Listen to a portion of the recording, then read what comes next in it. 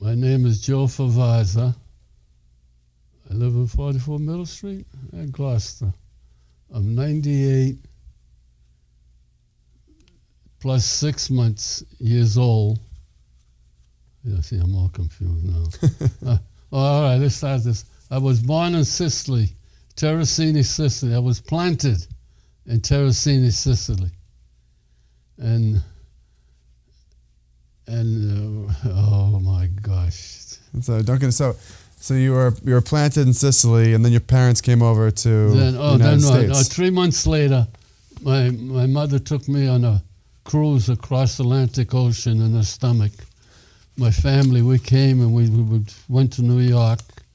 After New York, we went to Detroit, and then 3 months later, I was born in Detroit.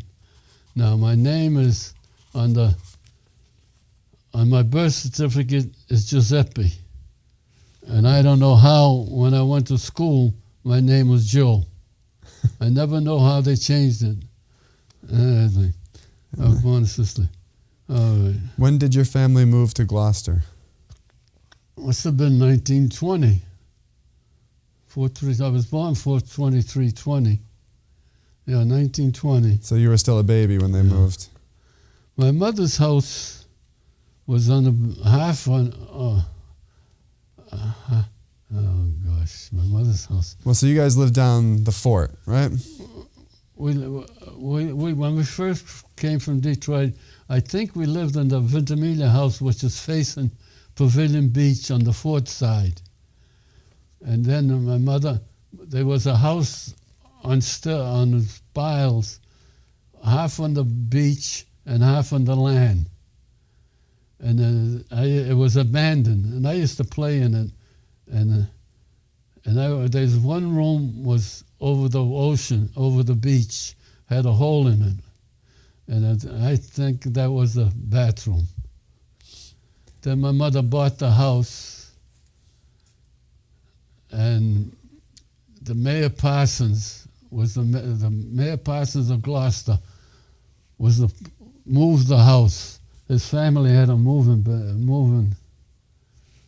And so they loaded the house up on a sled and moved it from. They moved it on the sled forward, with a big horse and a block and tackle. They moved it inches, and they moved it 100 feet to 5 foot square.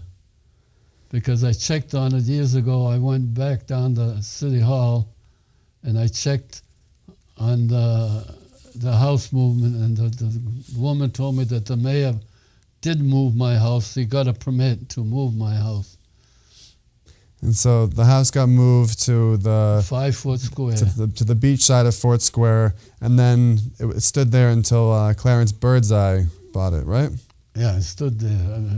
Joe Bergarella, the carpenter, made a 3-family house, 3 floors, and my mother rented the 2nd and 3rd floor, and that's how she paid the mortgage. How many kids were there in your house? We were 7. My mother and father had 7 kids. We had two boys, or one boy. One brother died. 3 boys and 5 girls. So there was 7 or 8 children in that one floor, the first floor of that house? Yes, the girls lived all in one room, and I lived me and the boys lived in another room, and my mother and father had the other room. It was really crowded. Oh my God. Yeah.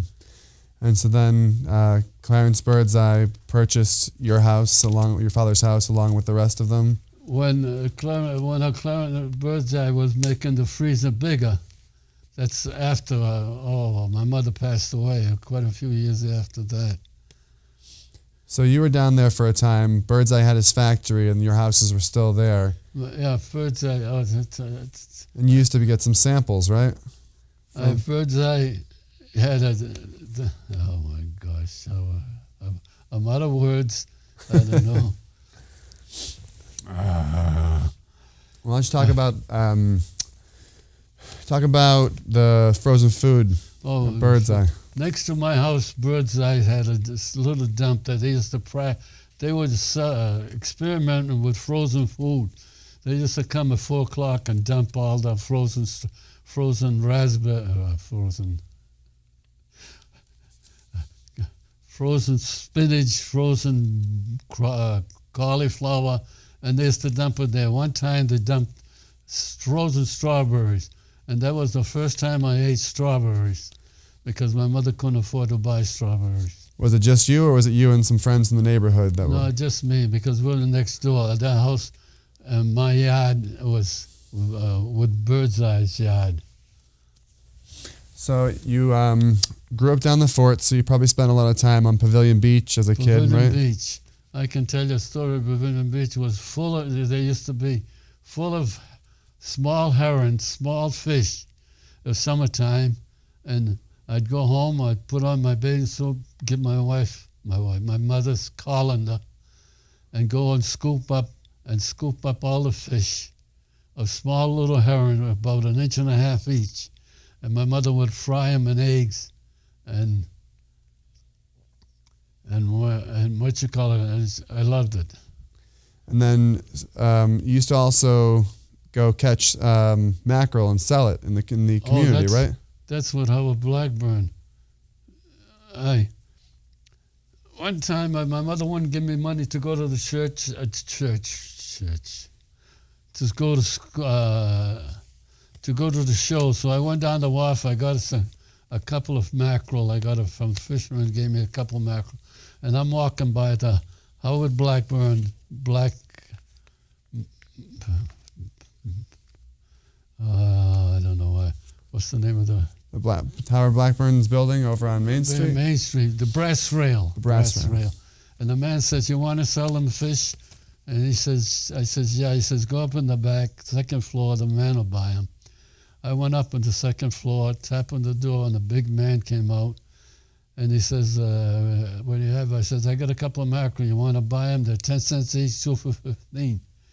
He looked at them. He says, "Put them in the sink." Then he put his hand in his pocket and closed his fist and pulled out some change. And with 2 nubs of fingers, he pushed 2 dimes to me and said, "They're for you." I thanked him and went away. At the time, I didn't know who Howard Blackburn was, but I never forgot the man with no fingers. Now, so From 2 dimes, so that was 20 cents. So back then, what were you able to get with 20 cents 20 in Gloucester? cents, well, coffee. Coffee was, as I grew older, I went for coffee. Coffee was a nickel. Donuts were a nickel. How much would it cost to go to the movies? Do you remember? 10 cents for under 12 or something, 11, 12. I used to let somebody buy my tickets because I looked over 12, but I went in, the ticket girl was outside, and they said, "Sell the tickets," and I go in and the man will take them. Now, I became friends with the man to collect tickets because I used to bring him some fish, and sometimes he used to let me in the theater for nothing. Which theater did you usually go to? The Strand, Mr. Murray he was an ex-fisherman, and he was retired, and he used to clean the janitor at the Strand in the morning. At nighttime, he would put on a uniform and collect tickets. And where was the Strand? It was by the Strand was by Palazzola's parking lot on Main Street. At that time, there was 3 theaters on Main Street, and the North Shore Theater is where the Liquor Locker is today, and the Union Hill Theater was up on Garden Pew's parking lot. And I saw my first talking picture with Al Jones in 1928 in the North Shore Theater. That's the one where the Liquor Locker is now. Where the Liquor Locker is now. It was your first talking movie. Yeah. The other big story is I was 5.5 years old, and I was playing down the beach, Pavilion Beach, and I heard a band playing on the boulevard. And I went because in those days, whenever there was a band playing, it was a parade. When there was a circus at Stagefoot Park, they used to have a little parade, Main Street and the boulevard. And I thought it was a circus parade. I went to the crowd, and there was the band playing next to the thing.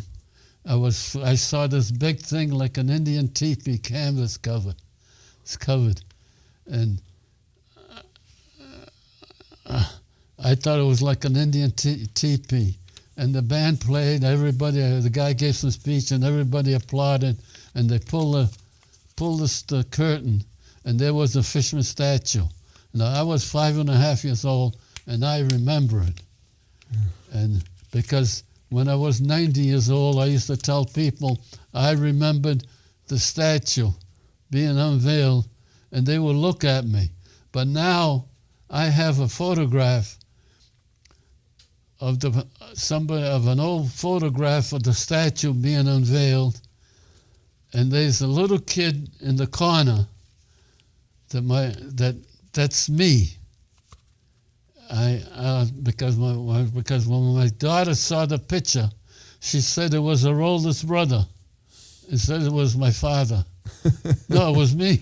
It was her father. And it was my oldest brother. My oldest brother looks just like me as a baby, as a young thing. And I tell people that when I tell people I was there, they doubt me. Now I have a photograph that shows a little boy in the corner all alone amongst the crowd, and I'll swear it's me. And I'll argue with anybody that if they want to, don't believe it, but I'll show it to them. So, do you remember some of the first fiestas? Were you around for the first fiestas? I saw the first and the present all in a row. I never missed one, only because during the war we didn't have no fiestas. I remember this to be down the fort in front of Peter Favazza's store. The ladies would get about 6, 7 o'clock in the summertime. They would get there and they would say the rosary. And I can remember that. I was 7 years old. I can remember the first one. And then as the years go by, I remember them. And I used to like the fiesta for a reason. A lot of times you would meet guys, after so many years, after the war, you would meet guys that were friends of yours, but they're gone. They're all gone. They used to come for the fiesta, then they went and moved to different cities, and they're all gone. But they used to come back for the fiesta. Yeah. I'd go. I joined the Navy during the war. I was in P-Town, Provincetown, fishing with the fishing boat. We were tied up. It was bad weather, and that's how we found out about Pearl Harbor. And 2 weeks later, when we were back to Gloucester, I joined the Navy because the Army wanted me. And me, Chubby Nicastro, and Red Parisi joined the Navy. And my number was 705-2338, Red Parisi 705-2339, and Chubby Parisi was 705-2340. That's the Navy numbers. And me and Chubby, we took a physical. Then they says, go home, we'll call you. They send us a notice, and we went to Boston. Said, come to Boston and pick up a uniform and come in uniform the next day.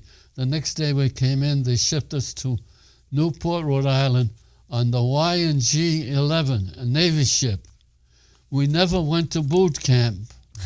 We just went, we were seamen first. We went to, on the ship. We used to, there was oh my gosh. We had a submarine net across the entrance of Newport Harbor. Nobody could go in or out unless we know the net. There was another boat across the ways, the Y&G-2. And we used to signal to each other. Then we used to drop the net to the floor, to the bottom of the harbor there, and all the ships would go in and out. Then we haul it up and close it up. So, like I says, we spent almost 4 years together. Me and Chubby, we we went on the same ship. We never went to boot camp.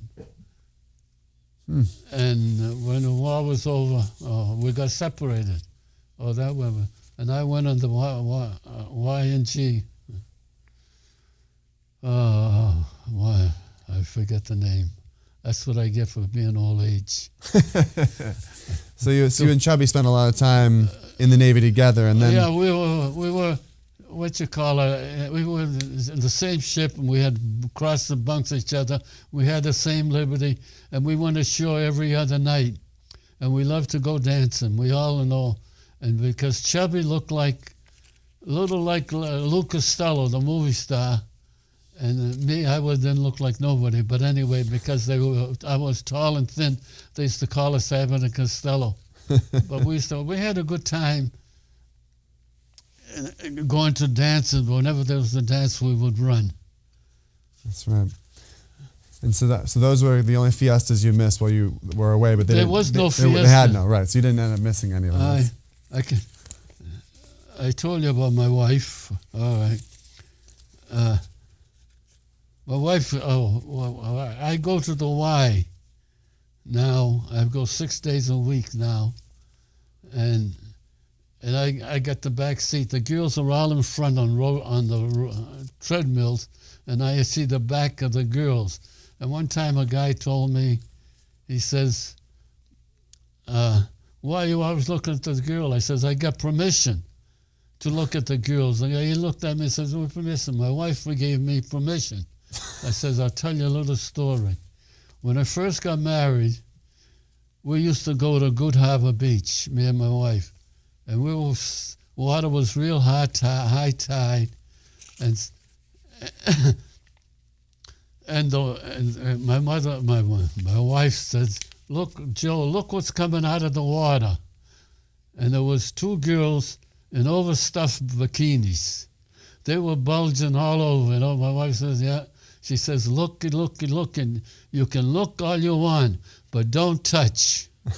She says, yeah, you can look all you want, don't touch. If you want to touch somebody, she says, you got to touch me.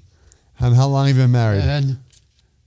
And so 70. Fast forward 71 years of marriage with the same woman. She still says, looky, you got permission, but don't touch. That's good advice, I guess. Yeah, and so, with 7 kids, and we have 19 grandchildren and 22 great-grandchildren. That's why the population of Gloucester went up. So, if we can go back to a few more of your childhood stories. So the one I always liked was about the float out off Cressy's Beach. You want to tell that one? The float on Cressy's Beach? Remember you went to go swimming off of Cressy's Beach, you and your buddies, when you were kids? You walked down from Pavilion out to Cressy's to go swimming and they turned around? Oh, you mean from the Good Harbor Beach, Cressy's Beach? Yeah. That's up the boulevard. Yeah. Yeah, what do we want to repeat it? Well, they didn't hear the story. I've heard the story, but... Oh, me and a couple of the kids, we walked all the way from the fort up to Cressy's Beach by the mother cupboard there. And because they had a float, we went there, we undressed, took our shirt off, and undressed and was in my bathing suit. I was about to go in the water, and the Coast Guard, the lifeguard came and says, you can't go in. Why? He says, you ain't got no top on. What do you mean you ain't got no top on? You're going to have a top on. That was 1932. And in 1932, there used to be lifeguards at Cressy's Beach. And all the men wore tops. There was no bare chested. And we walked all the way back down the fort, and we went swimming to Pavilion Beach. Now, you also have some good stories about in the winter with the harbor. Oh, the harbor. In the winter time, one winter, the harbor froze from a fort section right across to the what's the name of The paint house. What the hell? Paint factory? The paint factory? The paint factory across the way. It was solid ice across that there was no fishing boat could go in or out. It was solid ice. And after a while, the next day or 2 days later, the Coast Guard came with a big iron ship, and it broke all the ice. And then the fishing boats that were trapped were able to get out and go fish again? That's how the boats went fishing again.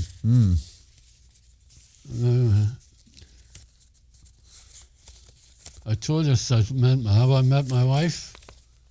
You didn't tell me in front of the camera. Why don't you tell me again? Oh, I didn't tell you in front of the camera? You told me out there. Oh.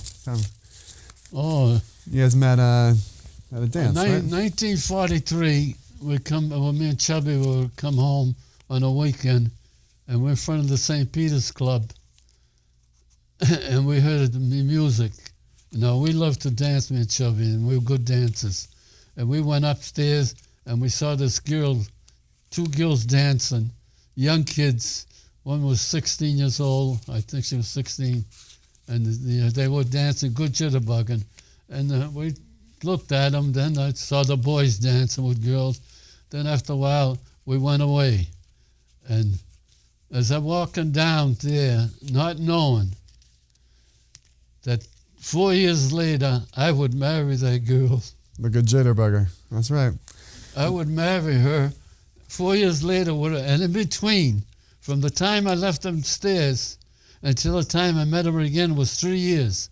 And I never thought of her, don't remember her or nothing, except that when we started going dancing again, I met her at a dance, and then I got acquainted, and then we got married in 1947. And that's why we had all the big family. And you guys kept dancing. You and Grandma used to do a lot of dancing, right? You used to go to dances on the weekend. We used to go dance with, like I say, almost 50 years we danced. We used to go to Beverly. We used to go whatever the wedding. I remember one time, me and Chubby, we went to a wedding, and then we were sitting close to the dance floor, and the band was playing, and they played a jitterbug. So we looked at each other and we said, shall we? And we said, yeah. We went on the floor and started dancing, jitterbugging. All at once the guy comes and says, no, you can't dance. He says, the bride and groom have to have the first dance. It was you and Chubby out on the floor? We were on the floor.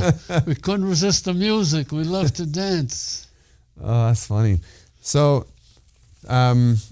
obviously, part of this interview is about the 400th anniversary of the city of Gloucester, and you've been in the city of Gloucester for almost a quarter of that. Mm-hmm. And so you've seen a lot of things change from the time you were a small child until now. What's some of the changes you've seen Gloucester make, and what's some of the things that have stayed the same?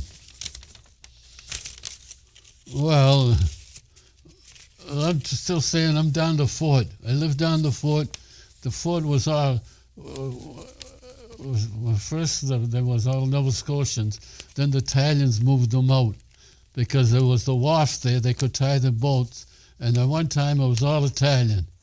I may be today the oldest Italian that was brought up, and I wasn't born in the fort, but I was brought up in the fort.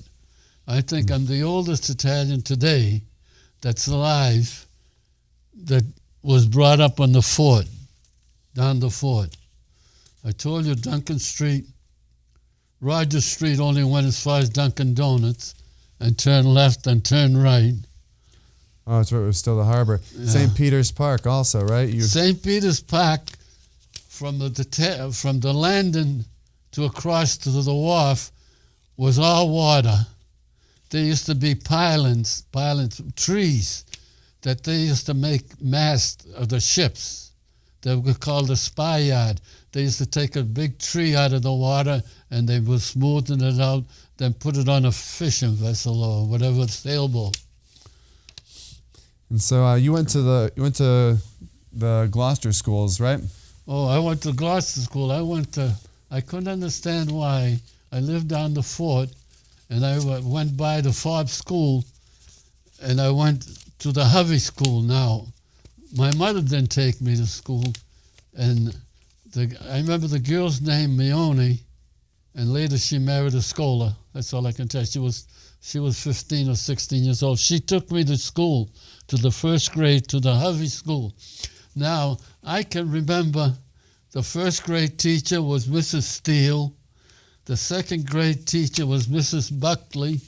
My third grade teacher was Mrs. Weber. She lived on Middle Street. And the fourth one was Mrs. Marshall. She was a young teacher. I liked her. Right. You had a little crush on that one. Yeah. And so you went to the Hovey School? I went to the Hovey School. And then what was the next school you went? What years were you at the Hovey? I went to Hovey School 5, 6, 7, and 8. Then I went to Collins School 6, 7, and 8. I'm sorry. I went to Hovey School 5th, 6th, and 7th. First through fifth at Hovey? 1, 2, 3, 4, 5, and then... No, 1, 2, 3, 4. And then fifth, you went to Collins? 5th, 6th, 6th. Yeah, Collins, 6, 7, and 8. 6, 7, and 8, Collins School. Where was Collins School? Collins is where what's the name of that?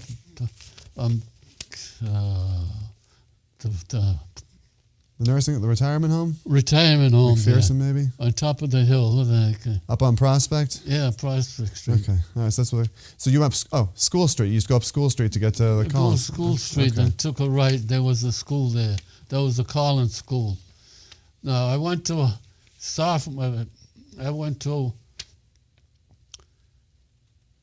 Collins School.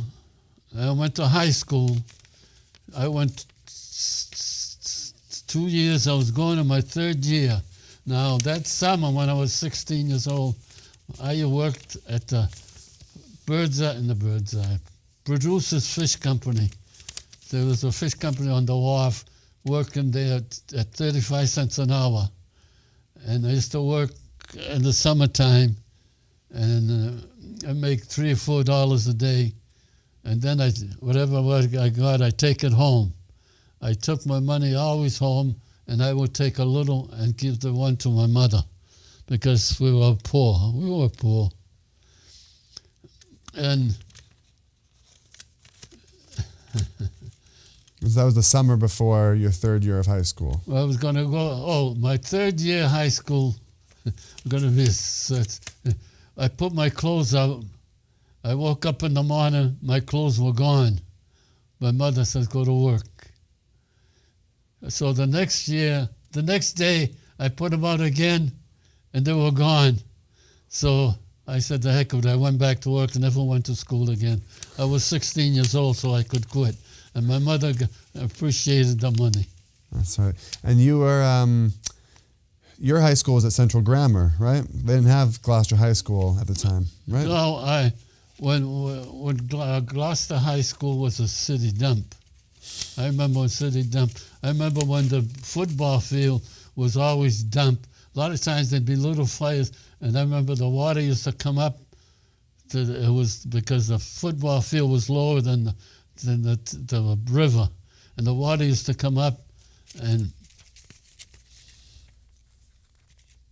we're good. Keep going. The water used to come up and put out the fires, and they were building. I don't know if they were. I think they were building the high school at that time. Okay. So I never got to. I went to high school. Was the Central Grammar House, Central Grammar, across from the City Hall.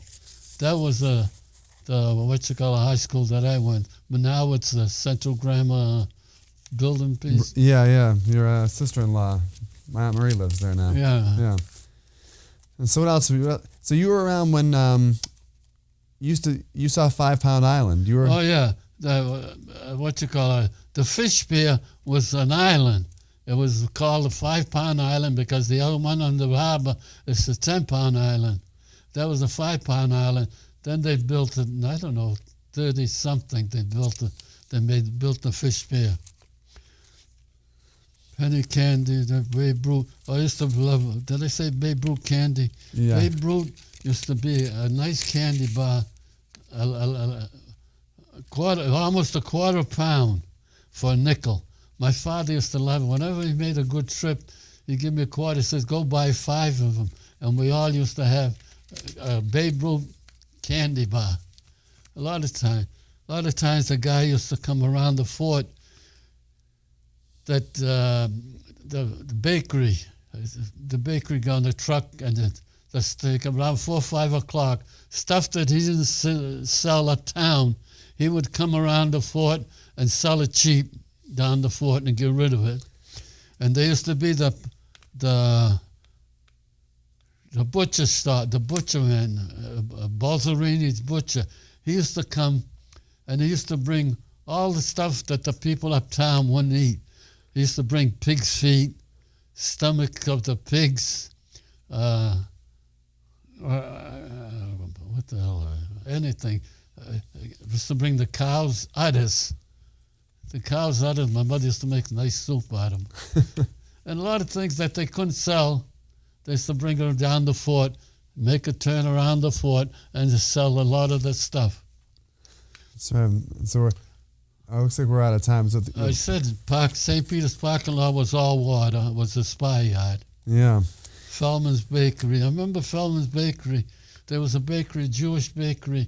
They used to make the lemon squares. They used to make a big pan of lemon squares, then cut the edges off. And his wife had a little store, and she used to sell the edges of the lemon square. It'd be a square. It'd be like 3 feet by 3 feet. And he cut the edges off because it wasn't flat. And they used to go buy a penny candy, and so they used to sell us pennies worth. Where was Feldman's Bakery? Where the St. Peter's Park is. Okay. It was there.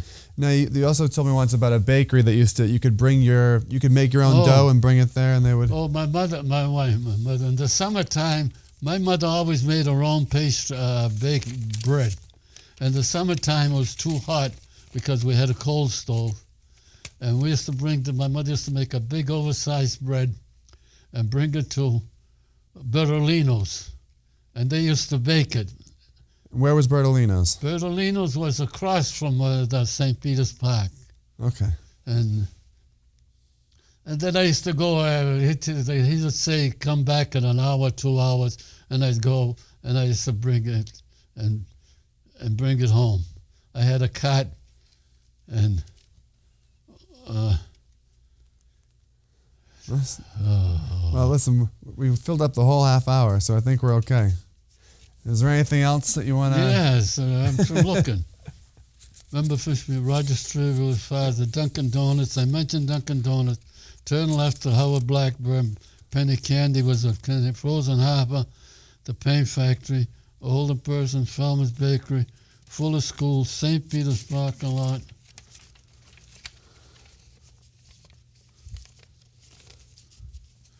Born in Sicily, my mother's house, Fisherman statue. Yeah, I think we got it. Fisherman statue. What else did I have? Bird the Friday. How about thing? Wife's permission. It's wife's permission. I go to the Y 6 days a week. I mentioned that. Yeah. I go to Pavilion Beach. 3 movies. I saw it. The first talking picture. Joined the Navy. Yeah, I think we Pearl got it. Harbor. I've seen them all. Remember my first grade teachers.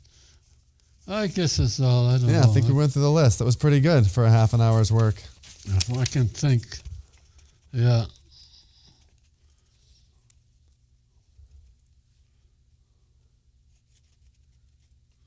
Parking lot. I guess I've mentioned everything that I remembered. Well, that's good. We'll have to invite you up on stage at the 400th anniversary. You can tell these stories in person. 4,000 University. You'll be 103. No big deal. I remember reading something in the paper that we were going to do something about it. Do you remember the 375th anniversary or the 350th or any of those? Did the city ever do anything big for... Remember any of those celebrations? The 350? I'll tell you something I remember right. I remember when they started, the St. Peter's Club does races, huh? The St. Peter's Club, the Fiesta does a race. Mm-hmm. Well, I remember the first race that they did around the fort. Jackie Lucido, he played football for the high school. He was a whatever it was, he was in high school. I remember he running around the fort they run around the fort, and they and he won the first race. Well, speaking of that, I remember they had this place in front of Peter Favazza's store. They had during the fiesta. Somebody brought a little piglet, a little pig of grease, and they put grease all over it. And whoever caught it could keep it. Oh my goodness! And they had them in a circle or something like that. And I know some guys run all over, and the what you call it thing. They caught it. Another thing, I remember the first greasy pole. The greasy pole was off of Pavilion Beach on the end of the fort playground. And I remember seeing one of the greasy pole contestants went on it, and he slipped or something like that, and he hit his chin on the way down and knocked him out. He come up, and his face was down. And everybody jumped in to grab him because he was unconscious.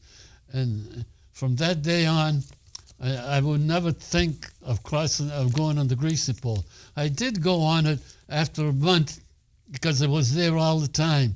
It was all dried up grease, and I would go on it. But I would never go on it when it had the grease on it. Yeah, no, that's scary stuff. What else? I can't think so. So last question. I have one more question. So around town, everyone knows you as Joe Him. Yeah. How'd you get that name? Do you know how you got that name? Yeah. 'Cause I've heard about 5 different stories as to how. Well, the real name is, when I used to go down the wharf, down Carl Tar's wharf, across from down the producers were there, and Carl Tar, I meant to say my cousin's name. He says, well, Joe. He asked me, what's my name? I said, Joe. I said, him. Instead of say Favazza, I said, him. That's how my name. That's how you got Joe Him. There was something else I was going to think about. Well, that's all right. I think we're good.